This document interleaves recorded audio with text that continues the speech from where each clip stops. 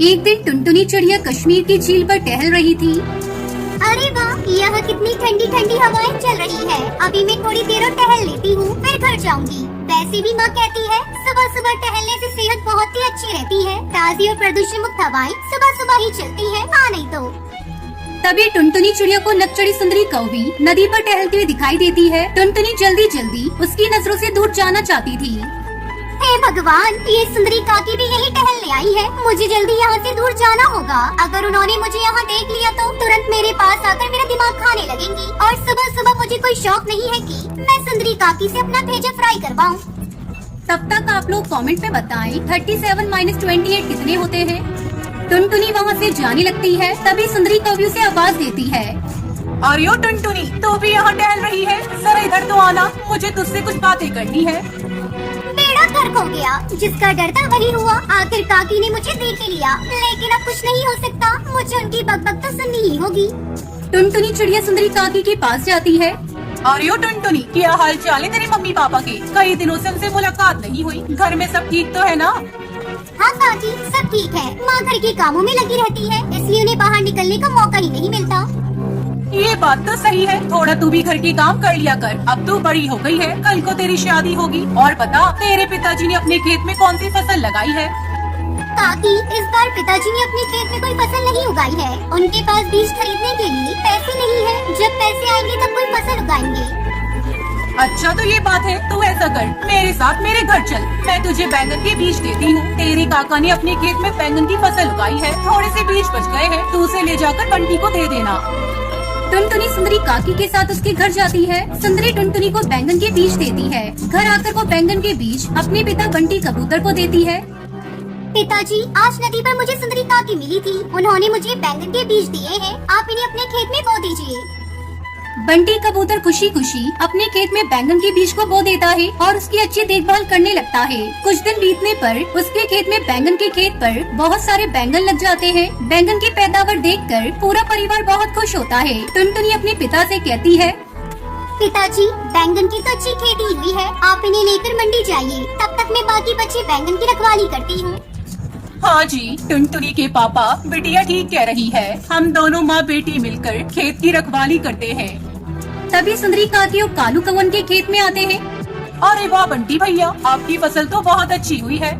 हाँ सुंदरी बहन, ये सब आपकी वजह से हो पाया है। मैं गरीब कहाँ से बैगन के बीज खरीद पाता। आपका उपकार है हमारे ऊपर। अगर आप मेरी बेटी को वो बीज नहीं देती तो आज हमारी बैगन की फसल इतनी अच्छी नहीं होती। अरे नहीं बंटी, ये सब तुम्हारी मेहनत की वजह से हुआ है। तुमने दिन रात खेत में अपना पसीना बहाया है, जिसका फल तुम्हें आज मिल गया। नहीं सुंदरी काकी, आपका बहुत बहुत शुक्रिया। आज आपने बीज दिए, जिसकी वजह से हमारी इतनी अच्छी बैंगन की फसल हुई। हम आपका एहसान कभी नहीं चुका पाएंगे। ये सुनकर बंटी कबूतर बैंगन की फसल को लेकर मंडी चला जाता है। बैंगन की अच्छी क्वालिटी होने के कारण बंटी के बैंगन तुरंत ही बिक जाते हैं। पैसे लेकर बंटी घर आता है। इतने सारे पैसों को देखकर टुनटुनी और उसकी माँ बहुत खुश होती है। इस तरह बैंगन की खेती करके पूरा परिवार खुशी खुशी रहने लगता है।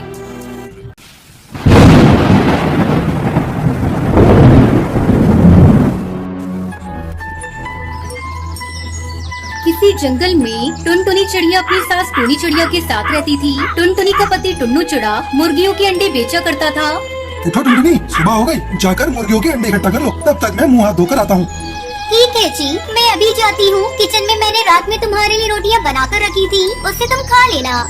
तब तक आप लोग कमेंट में बताएं 90 - 78 कितने होते हैं। टुनटुनी मुर्गियों के अंडे इकट्ठा करने के लिए मुर्गियों के बाड़े में जाती है। जैसे ही वो दरवाजा खोलती है, एक बिल्ली वहाँ से निकलकर भागती है। अरे भैया, ये बिल्ली कैसे मेरे बाड़ी में आ गई? कल रात तो मैंने अच्छी तरह से देखकर बंद किया था।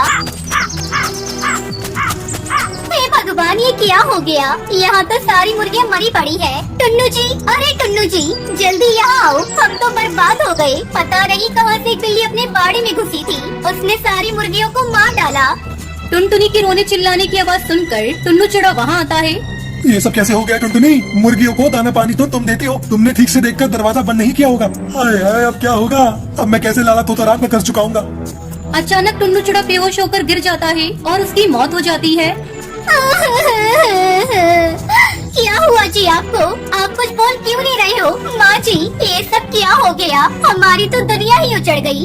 उधर कालू कौवा ये सब देखकर बहुत खुश होता है और अपनी पत्नी सुंदरी से कहता है, बड़ा आया था मुझसे मुकाबला करने। तेरी अक्कल की 2 दांत देनी पड़ेगी। सुंदरी, तेरी मौसी ने तो कमाल कर दिया। मेरे दुकान से सारे अंडे कोई खरीदता ही नहीं था इस टुन्नू के चक्कर में। अरे मैंने मौसी से कहकर टुन्नू की सारी मुर्गियों को मरवा डाला और जिस गम से टुन्नू भी मर गया। अब तुम्हारा रास्ता साफ है, अब खूब अंडे बेचो, हाँ नहीं तो। धीरे धीरे समय गुजरने लगता है। एक दिन टुनटुनी जब नदी पर पानी पीने गई थी तो वहाँ उसे घायल बाबा बाज मिलता है। पानी, पानी, कोई तो मुझे पानी पिला दो। बाबा क्या हुआ आपको? आप परेशान मत होइए, मैं अभी आपको पानी पिलाती हूँ। टुनटुनी चिड़िया नदी से पानी लेकर आती है और बूढ़े बाबा बाज को पानी पिलाती है। पानी पीकर बाज बाबा उससे कहते हैं, मैं एक जादूगर हूँ। एक दुष्ट बिल्ली ने मुझे घायल कर दिया था। तुमने मुझे पानी पिलाकर मेरी जान बचाई है। चिड़िया, मुझे तुम उदास दिखाई दे रही हो, क्या बात है मुझे बताओ।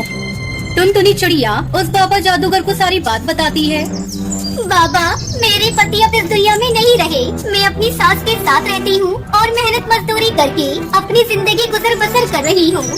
तुम्हारी दुख भरी कहानी सुनकर मुझे बहुत दुख हुआ। मैं तुम्हारे पति को तो वापस नहीं ला सकता, लेकिन तुम्हारी मदद कर सकता हूँ। ये लो जादुई अंडा, इसे ले जाकर अपने खेत में दबा देना, तुम्हारे सारे कष्ट दूर हो जाएंगे। आपका बहुत बहुत शुक्रिया बाबा, मैं आपका यह एहसान कभी नहीं भूलूंगी।